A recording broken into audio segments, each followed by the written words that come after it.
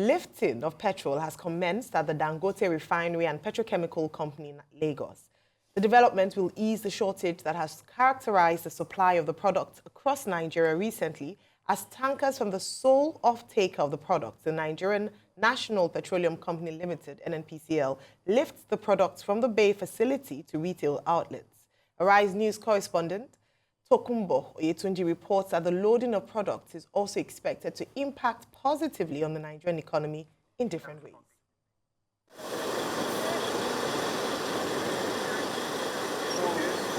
What is happening here, what you see are the first set of trucks to load PMS, evacuate PMS from this facility for the Nigerian National Petroleum Corporation, which is the sole off-taker of the product from this facility for now. It's a great day here, and you can only imagine the excitement and what that portends for the Nigerian economy. 52 years, the country has been talking about resolving the problem of PMS. And at last, now we are able to produce PMS with a facility within Nigeria instead of importing. And the production capacity is so large that we can meet all the requirements of Nigeria, and we'll have a huge surplus to export. 300 trucks have been mobilized. 25 million liters of product is available for initial evacuation by the Nigerian National Petroleum Company Limited from the refinery directly to retail outlets, first within Lagos and then other parts of the country. Initially, as you rightly said, we had committed 25 million, and by next month we can step it up to 30 million. And as I said earlier, the production capacity as far as PMS is concerned of this refinery at full production volume is 54 million liters. That is provided I'm processing 650,000 barrels of crude every day. So we are discussing with the NNPC, and based on the crude allocation I'm getting, we'll be able to process and deliver whatever is required. With such volume added to what is already in circulation, the scarcity that has characterized product supply recently is expected to ease immediately. But the bigger excitement is the relief that this will bring into the economy in the area of capital retention and reduction of pressure on the naira. And with such excitement in the air, senior government officials joined in to witness the historic moments. Here is how the coordinating minister of the economy, who led the team of officials, summed up the feelings in the government circle over these achievements. It is the resumption of Nigeria's march to industrialization. It is a return to something that we had before: local refinery, local supply of petroleum products in the Nigerian market. It has been decades since we have been able to achieve this. Today, we have taken an important step, a key step towards energy self-sufficiency in Nigeria. We have taken an important step to energy security in Nigeria. If you are among those entertaining any fears as to how the volume of products from here will be effectively evacuated with minimal pressure on the already strained road infrastructure, just take a listen to the Dangote Executive Vice President again. 75% of the production can be evacuated through sea. In fact, now we are ramping up to make it even 100%. Anything going to Calabar, Port Harcourt, Warri, Apapa, Atlasco can all be taken through sea. So only what is imminently required by road can be taken. But I also have facility to load 83% of my production also through road. So we have just built in flexibility, but we can avoid all traffic congestions on the road by evacuating through sea, and it will also bring down the cost of transshipment. Officials did not openly discuss the issue of pricing despite our attempts to probe further. And we look forward with optimism. Thank you. Thank you very much, sir. But we gathered that the focus for now is to make the product available to meet with market demands, while further reviews are taken to accommodate other concerns being raised by different parties in the sector as regards pricing and purchase of products from the $20 billion facility. Dokumbo Oyetunji, Arise News, Lagos. Thank you. Kumbo, senior correspondent, Arise News. Rufai, good to see you, first of all. And your take on this story, the weekend, especially yesterday, when the first official lifting of products from the Dangote Refinery took off, was agog with news about this, and of course the controversies or perhaps the debates that also occurred. Your take on this story? If it was a sane climb, I should be here this morning singing "One small step for man, one giant leap for mankind," Kumbaya. But because it's Nigeria, and we're quite insane here because of the way the government does things, it reminds me of what they say about Congo, that where logic ends, Congo begins. Today, where logic ends, Nigeria has started. What was the madness about the pricing? So today, Dangote said they sold at a certain price. NNPC is saying they carried at another price. What's the madness going on? Who is trying to cheat Nigerians here? All of a sudden, with the NNPC pricing template they released, do you know that petrol price has increased by over 100 naira in the space of one day? Which people are going to buy it? The suffering Nigerians? That the 70,000 for minimum wage is already gone? I did the maths recently. If you earn 400,000 naira in this country, Ayo, you can't run a family again. If you earn 500,000, you can't run a family. If you earn 600,000, you can hardly run a family if you live in Lagos. So a couple of things we need to know. Who is telling the truth between Dangote and NNPC? That's number one. Secondly, is there subsidy still going on? They should come out and tell us. Because when you do the math, if you say market forces should come into play, if despite the fact that it's still, we see here about subsidy in Kenya, and it's 190 shillings per litre, that's over 2,000 naira, then if you are saying it's going to come down to 950, then nobody's telling us the truth. Also, will the price change when Dangote starts to now get this product in naira? Another question we should ask is this. Then, are all of these logistical costs, are they fixed costs? Or will they variate or change?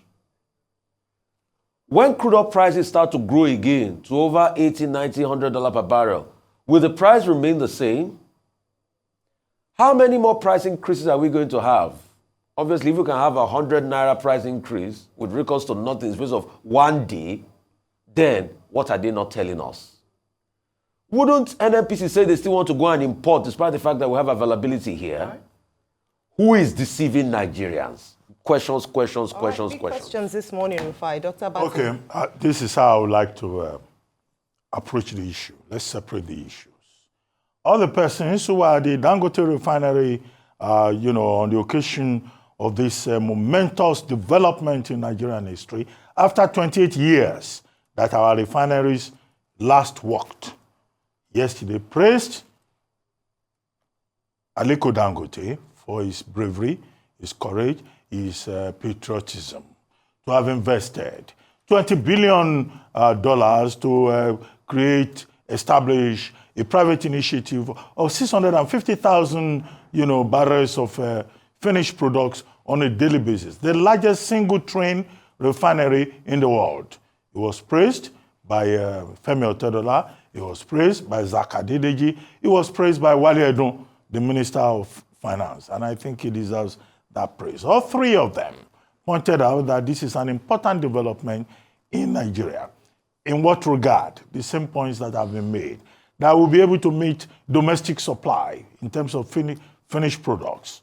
About 54 million, liters of, PMS per day. Foreign exchange, crisis will be, addressed. 3, energy security will be secured. And I've made a point on this program before that energy security is tied to national security. While Edun was saying, this will lead to industrialization. Yeah, that's his opinion. I don't know why this day is leading with an opinion. However, the fact is that it will create, opportunities within the economy for people who need access. The big question beyond the positives, is this concern about pricing. Now, we have said it again and again, that Dangote Refinery is a business. It's in business. So they are not running a charity NGO organization. They are in this business to make profit. So Nigerians should not assume that, oh, Dangote Refinery is going to provide subsidy to Nigerian families. Well, PMS will be available. Our foreign exchange crisis will be addressed. Our energy security will gain in terms of it. National security will gain from it. What is important is the support of the federal government of Nigeria. And also yesterday, all the persons, who were at that historic event made it clear that this is a major achievement for President Bola Ahmed Tinubu, where the process started before him, okay? But he's the man in the saddle who has been able to bring this to fruition. The argument is about pricing. Now, yesterday, NNPC Limited, through Femi Shoneye, issued 2 press releases. Dangote Refinery also issued another release. Now, Dangote Refinery is saying this is how much we sold. NNPC Limited is saying this is how much we bought. And we paid dollar, not naira. Okay? So transparency is what we need. Because what we're dealing with is international trading. We are not saying anybody, should say this or say that, but Nigerians need to know. And I think that the pricing mechanism should be addressed. The crude that Dangote Refinery has put in the market now, with 100 trucks yesterday, we were told was bought in dollars. Femi Shoneye of the NNPC Limited is saying, for us to expect purchase agreements in naira, that will happen from October. So what is relevant here is the law, the PIA. The NNPC Limited is saying, look, Section 205, Section 206 of the Petroleum Industry Act apply. And they provided a pricing template yesterday about how, fuel will be sold.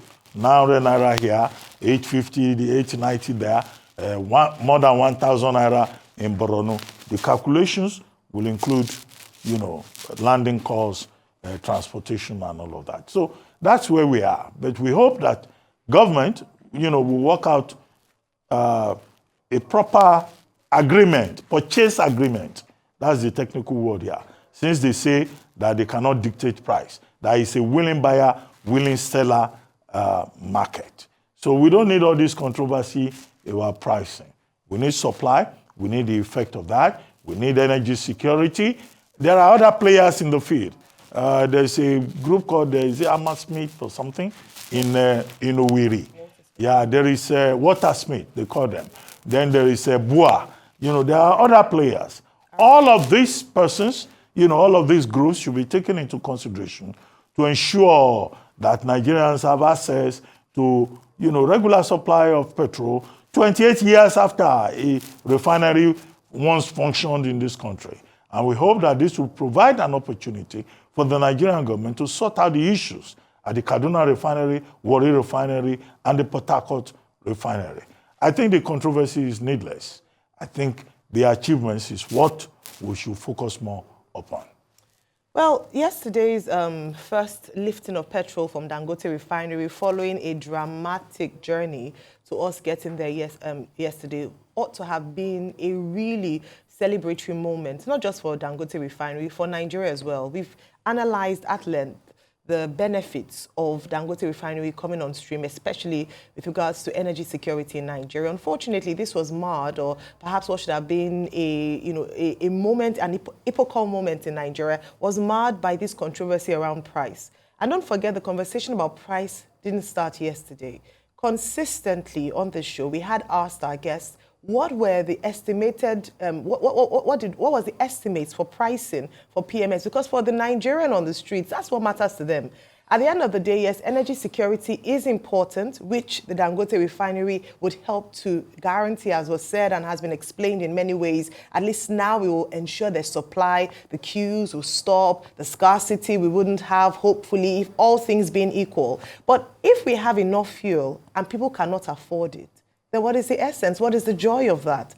So at the end of the day, energy security is not just about supply. We've now seen that price is also a critical factor. And unfortunately, both parties, well, whether Dangote or NNPCL, have had to come out with two sides of the story. And a number of people are wondering, at what cost will Nigeria then pay for this, for this fuel? So a number of questions still left unanswered. But very importantly, we have a great panel coming up later on this show. So we want to stay tuned for that one so we can really dissect, analyze, and discuss this matter this morning.